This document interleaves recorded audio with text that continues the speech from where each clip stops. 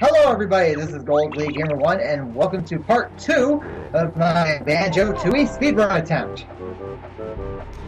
Alright, so a few times I've seen you do this sort of forward roll with Banjo. Does that actually hurt enemies or anything? It can work on enemies, yes. Right. And now we're heading into the fourth world of the game. And this is Jolly Roger's Lagoon.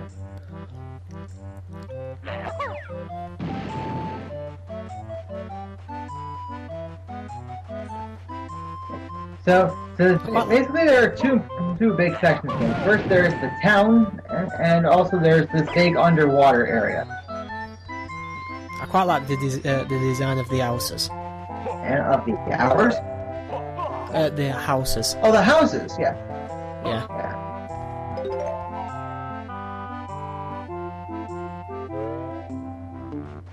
Can you buy stuff at the at any of the stores or anything? Well, there is a pawn shop where you can actually buy both a Jiggy and a Cheeto page. Or you could, or you could buy that door for 2 doubloons, or you could just break it down like I did.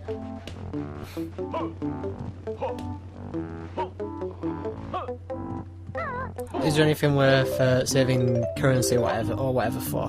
Well, let's see. So, 3 main things you have to buy in here. First is the pawn shop is the Jiggy for 20 doubloons, the Cheeto page for 5 doubloons, and Blubber's last possession for 1 doubloon. Yes, Blubber made an appearance in Banjo-Tooie, and apparently he lost his treasure in Treasure Choco. Oh, now here comes another mistake I made. Circling around the water looking for more notes. Why is he not in there or something? All that's in that water doubloons. Alright. You don't need to really spend a lot of doubloons. But we can also check and see if there are any notes in the pawn shop. Sorry, that's not me, that's the sofa.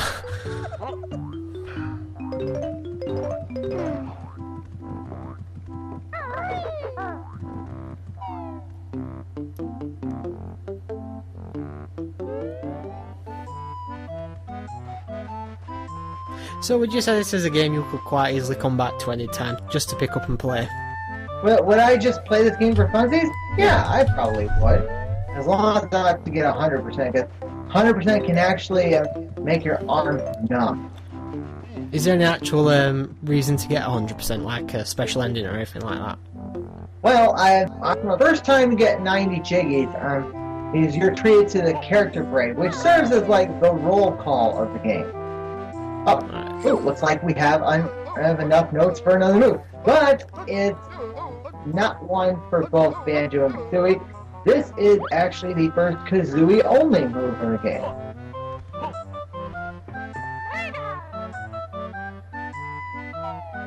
Ah, so you can jump quite high as well. Yeah. Well, quite long, sorry.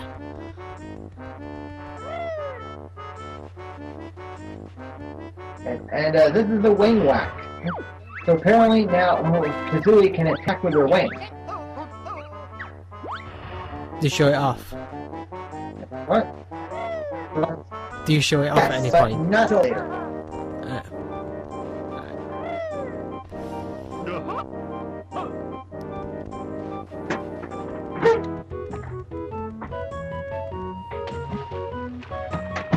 Okay. So apparently I was wasting a few minutes trying to look for notes. Big mistake on my part.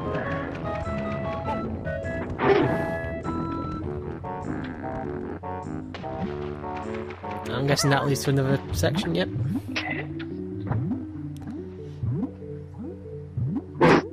There's no, like, trouble of danger of drowning or anything, is there? Oh, no, because, since we have the Honey King cheat, Banjo has infinite air. Well, actually, if you don't have the Honey King cheat, then what you could do is you talk to Mumbo, and in this world, he can oxygenate the water, so the Banjo-Kazooie can breathe underwater in this world.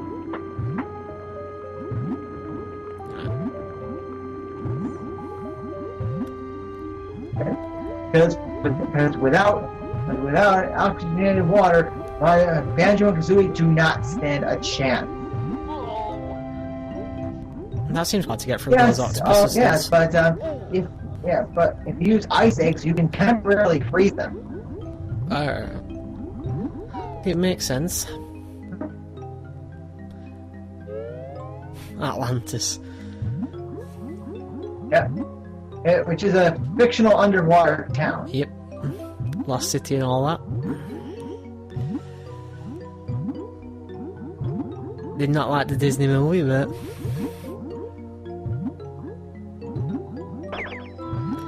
How's the characters controlling the water? Well, they basically, you can actually swim faster.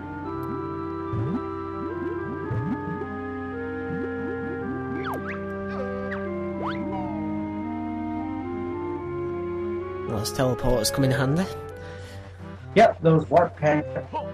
Now, because now I have enough notes, I can come back here, and I can learn a move that you actually don't have to get, but I like using it anyway. It's called the Aqua Egg Aiming, which allows Banjo to aim egg aim underwater. Yeah.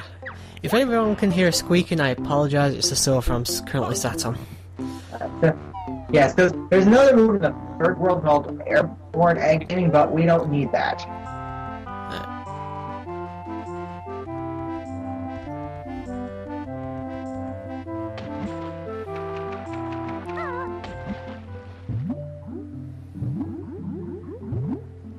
There's a lot of diversity in the enemy designs. Well, I guess. I wouldn't know for sure.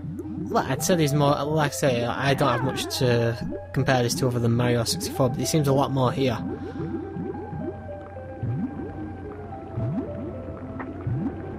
It's actually quite creepy.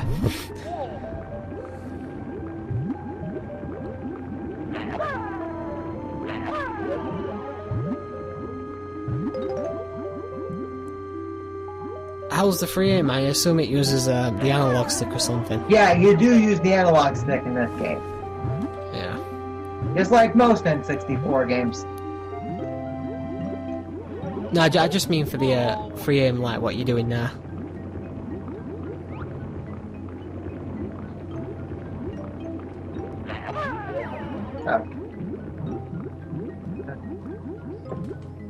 So we got that last that note that we couldn't get earlier.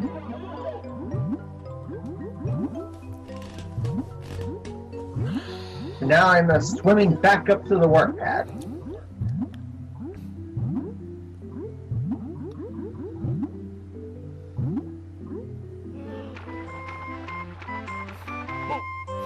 I like that little animation of him swimming.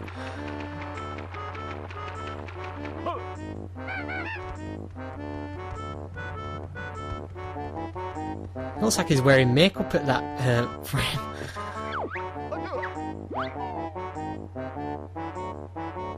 Do you have any particular favourite section in the game to play through? Favorite section? Not that I know of. Right. It's hard to pick. Oh, actually, I do have a favorite. Which is actually, but it won't come up until like we're very late in the game.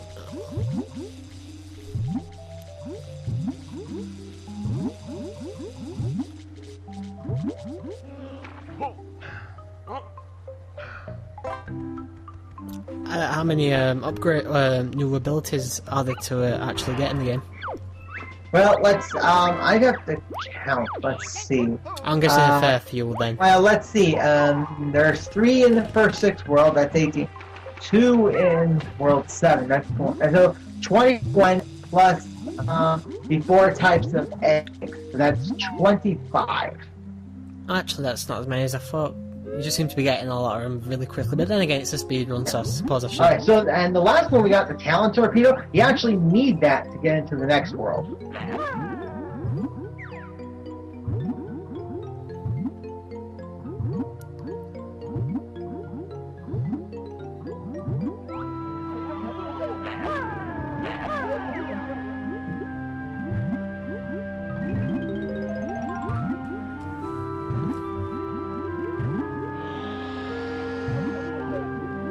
The swimming does seem underwater does seem to take quite a while. Yeah, it does.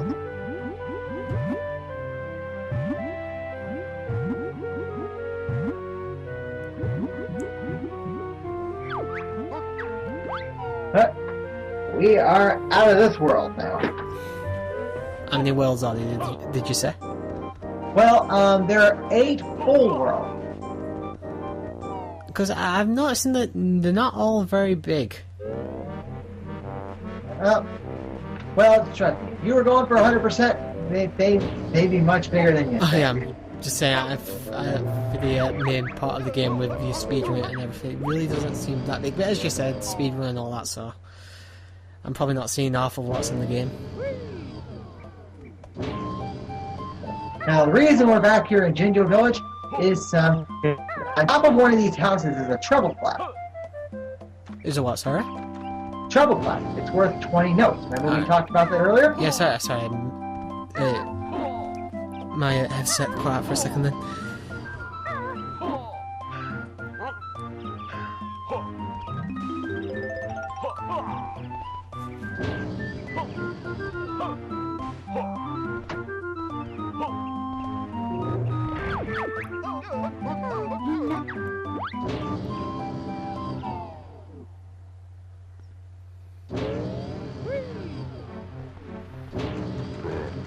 So, and down here we have some more notes.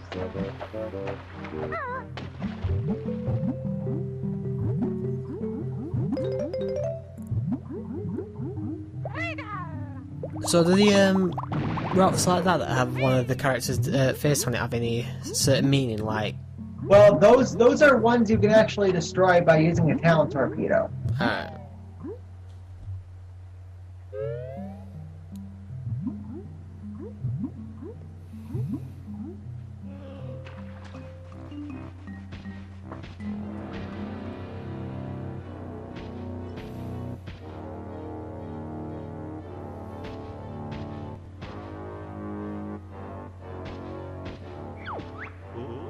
Now, obviously, you're having to play this little cutscene here, but you've already skipped quite a few. But how's the actual main story of the game? Is it decent? Is it any good?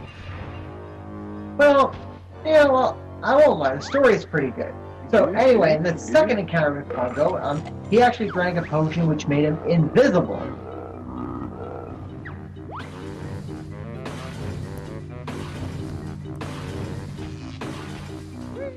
Is this the only guy you fight as a boss fight then, other than the main villain? He's more like a mini-boss. Actually, each world does have its own boss. But you're only gonna see one of them. And then, other than the final boss.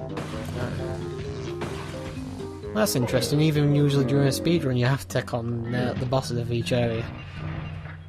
Usually. Yeah. Yeah, but usually the bosses of each world are usually worth a jiggy. And in a game like this, you can choose which jiggies you want to catch.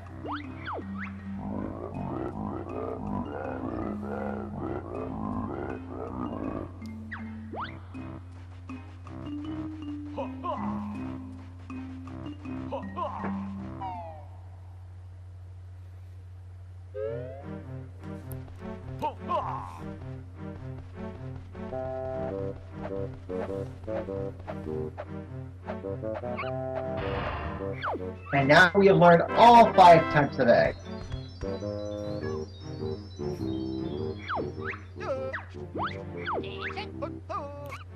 Did you actually show off any more of the egg abilities? Well, there will be a move that we learn later in the game where you actually have to use. Actually, in the final boss, there is a tactic you have to use one of the egg types for. But we'll talk about that later when we get to it.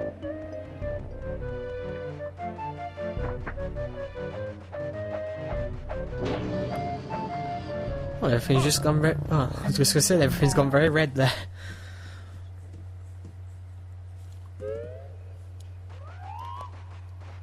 So this is the 5th world of the game, Pterodactyland. You can tell it has kind of a prehistoric setting. Yeah, I was about to ask that exact question. Oops, and it looks like we don't have enough for the move that we were going to get here.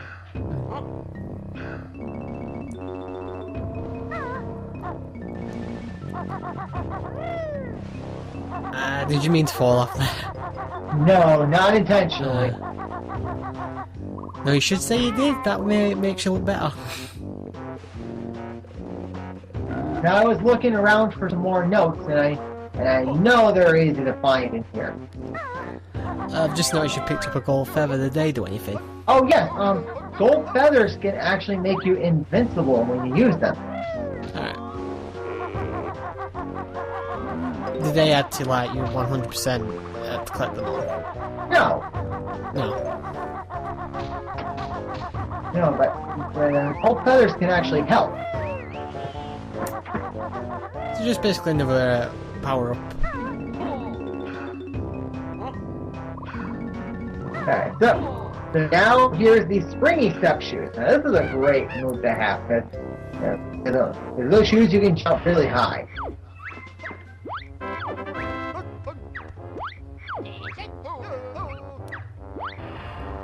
So what made you pick this game to speedrun then?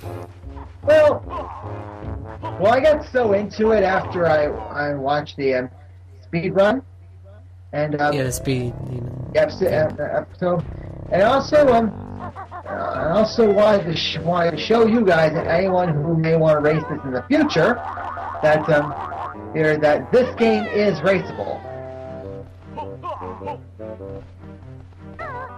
Well, yeah, I've seen the fact it's only going to take a few videos to play through to the end for you, so... Yeah, well, like when we did Banjo-Kazooie on this channel, that was 12 parts long. Oh, I bet that must have been a pain to record.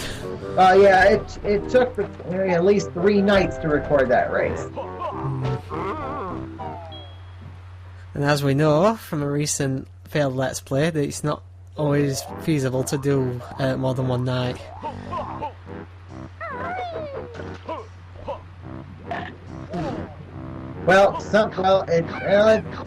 Oh, you talking about the Lost Super Metroid race? Yeah, the one that never saw the light of day, well, for anyone that's watching. Well, yeah, it's sad. It's sad because well, I think I talked about this in the race, even though it's not going to be up yet. But Drumaka was MIA, and Rivals hardly ever answered my messages over the last few months. So. I'm guessing that purple water or whatever's deadly. Yeah. Actually, maybe not mostly deadly, but there are just enemies lurking inside. Alright. So that train switch you saw earlier, it actually opens the doors to the train station in this game.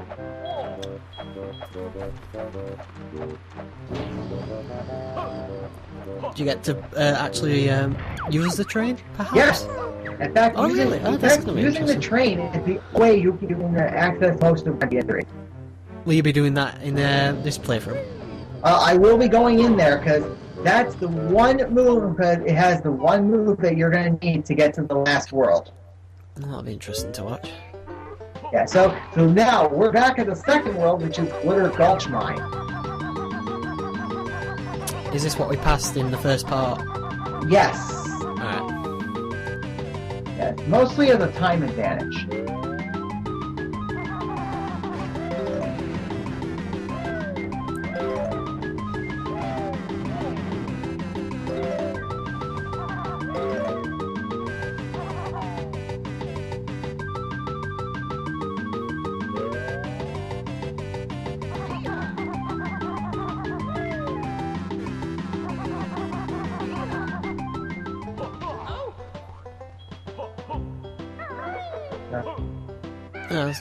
Yeah, so there were a few more stupid mistakes I did end up making in this part. I was going to say, it's a good thing really, you've got Kazooie to right yourself if you fall off a ledge, if you've just got enough time. But this is one thing I was actually glad I did, because because if you don't activate a Clockwork Kazooie egg before the final fight, then you'll have to sit through the tutorial, and it's going to cost you time.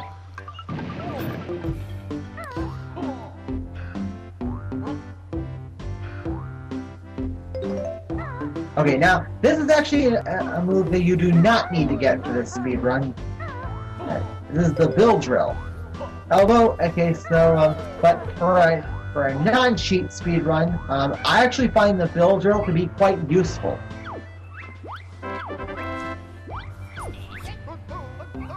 Yeah. Alright, now the reason I got it is I thought I remembered the treble clef being under a boulder, but later I'm going to find out that that I was clearly mistaken. But regardless, it was still a good thing I got some more notes. Just as I say, I never really gave these Banjo games much attention, but they don't look too bad, to be honest. Oh no, not at all. In fact, you should check out the Banjo-Kazooie race that we did before you joined the channel. I did try watching it about a week ago. It's just that I didn't really, as I said, I'm just not N64 platformer. I played PlayStation platformers. So, although I uploaded the raw file for this to the Super Alpha Heroes channel, this is actually going on my channel. Yeah.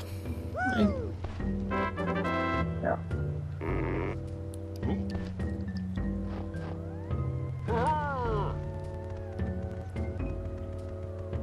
Now, there's actually another reason we actually need Mumbo, and you're going to find out what it is in just a moment.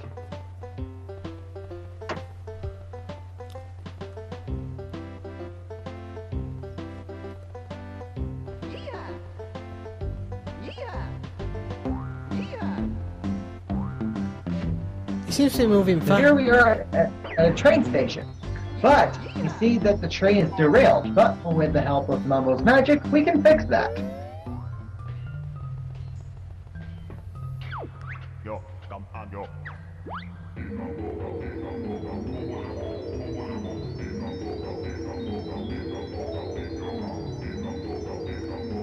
Wingardium Leviosa.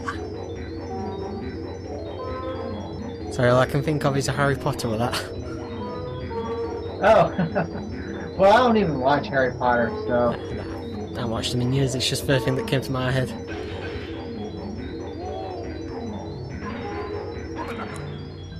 I was just going to say, he seems to be moving a bit faster. Did you input the speed cheat code after you used them the first time?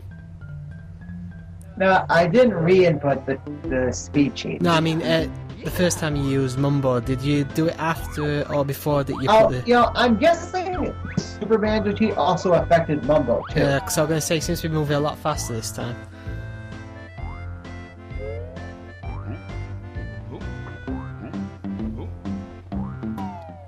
And that's going to be the last time that we need Mumbo in this speedrun.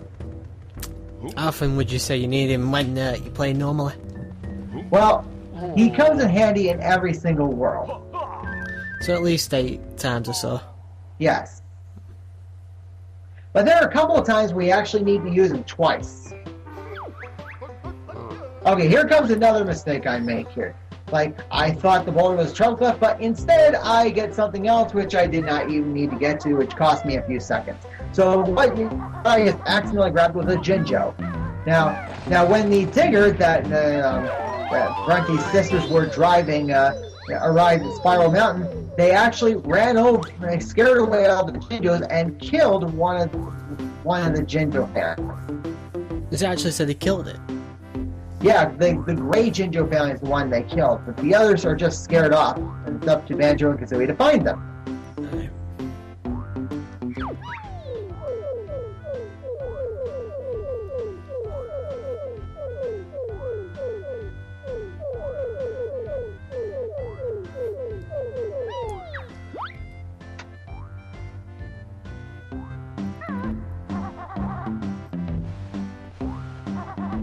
I think this has been the most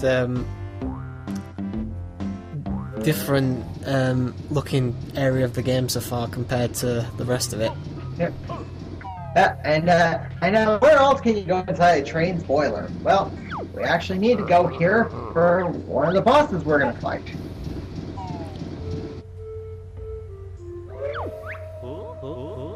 Oh, King Cole.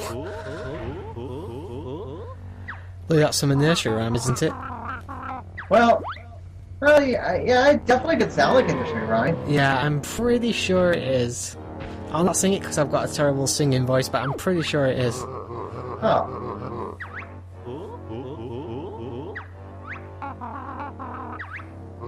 Yeah, well, I guess that explains why Kazooie said that he's supposed to be a merry old soul. Yeah, it's part of nursery rhyme itself, that.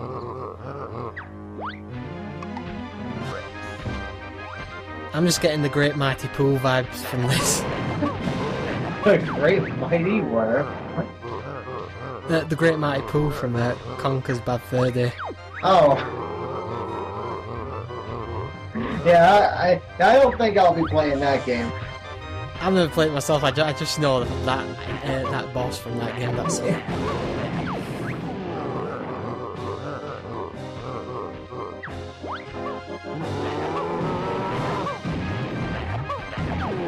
How is he talking when his head's not even on his body? I know, right? And although you actually had to fight this boss, you actually do not need to grab this Jiggy. Do you not bother with it? Well, I'm not grabbing it because I wanted to prove that to be the case. But it's right there.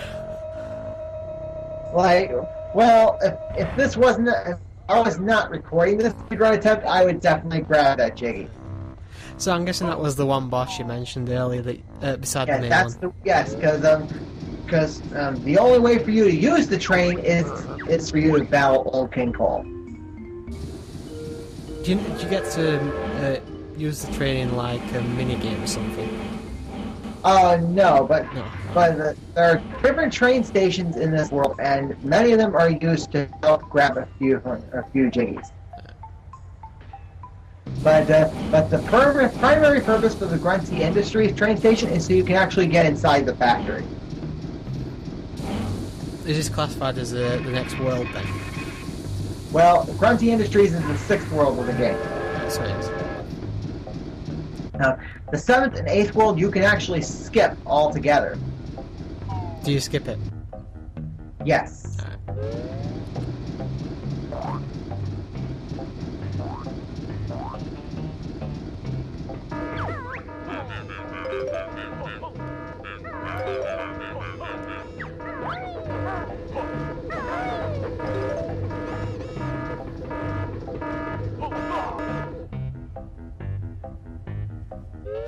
Obviously, because I can't hear it, but you've played the game before, but how's the music in the game?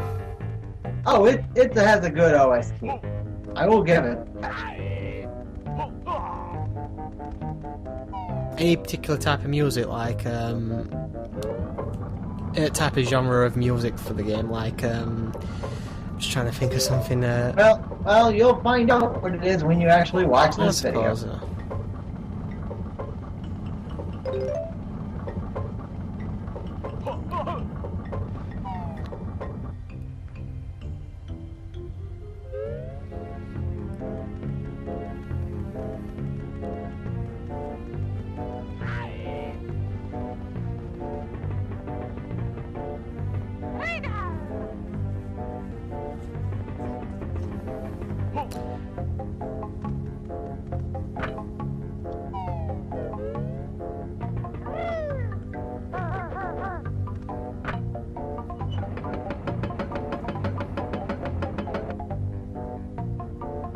How nice of them to put your transporter there.